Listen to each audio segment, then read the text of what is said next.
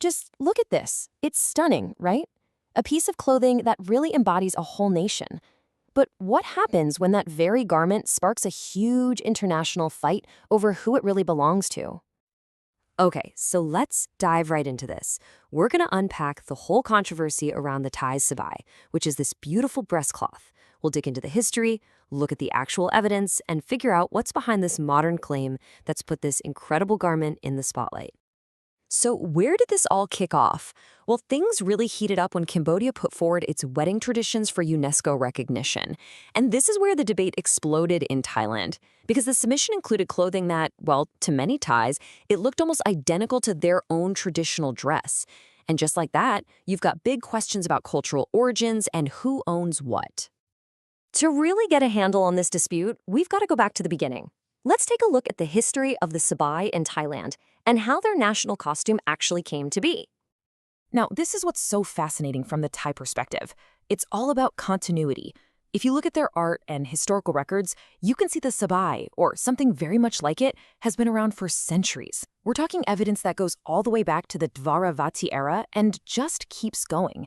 It really paints a picture of a long, unbroken history within Thai culture.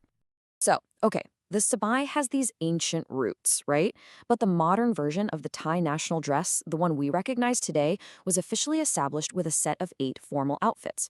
They're called Chut Thai Phra Rasha Niyam, which is a mouthful, but it basically means Thai dresses of royal endorsement.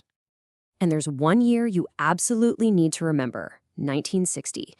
This is the moment when Her Majesty Queen Sirikit, the Queen Mother, kicked off a huge project. The goal? To create a formal official national costume. And the timing was crucial. It was right before major state visits to Europe and the US. You know, her vision was so clear. She saw that other countries had these iconic national outfits, like the sari in India or the kimono in Japan, and she felt Thailand needed its own. But, and this is the most important part, this wasn't about inventing something new out of thin air. No way. It was all based on deep, careful research into Thailand's own long history of clothing. So all that historical digging paid off. It led to the creation of 8, completely distinct styles of Chut Thai. And each one was designed for a specific purpose, for different levels of formality. It was like creating a complete wardrobe to represent the entire nation. And here they are, the 8 styles. You've got everything from the more casual Thai Ruan Tan, all the way up to the super formal, heavily embroidered Thai Chakri and Chakrapat. These 8 designs were all officially documented, and they became the official national costumes of Thailand. Each one has its own name, its own purpose. It's a whole system. Okay, this brings us to a really key question. If the Thai origin is so well documented, then how in the world did this style of dress show up in the Cambodian royal court? Well, according to Thai historical records, the answer isn't a mystery at all. It comes down to family. And this right here, this is the crucial link. Get this. Queen Kosamak of Cambodia was the granddaughter of a Thai nobleman, Pra Sapan Pisan. So we're not just talking about some political friendship here. This is a direct family line. A pathway for culture to travel right from Thailand into the very top of the Cambodian royal family. And you can literally see it for yourself. Old photographs show Queen Kasamak wearing clothes that look incredibly similar to what her Thai grandmother wore. So for those who support the Thai origin story, this is a smoking gun. It suggests the Sabai style came into the Cambodian court through her personal family heritage, not because it was an original Khmer tradition. All right. Let's fast forward to today. Now we're going to look at Cambodia's modern claim and the evidence behind why this style has suddenly become so popular there. When you put the old and the new side by side, the difference is just, wow. Traditionally, the main Khmer garment was the sampat. It's a wrapped cloth, kind of worn like trousers. But look at the wedding outfits being called traditional today. They are filled with the draped sabai and designs that look just like the Thai chakri dress. It's a night and day difference. So that begs the question, right? When did this massive change happen? To figure that out, people have started looking at a very 21st century kind of evidence. Internet footprints left on social media. And what they found is pretty stunning. The data from places like TikTok and Instagram tells a clear story.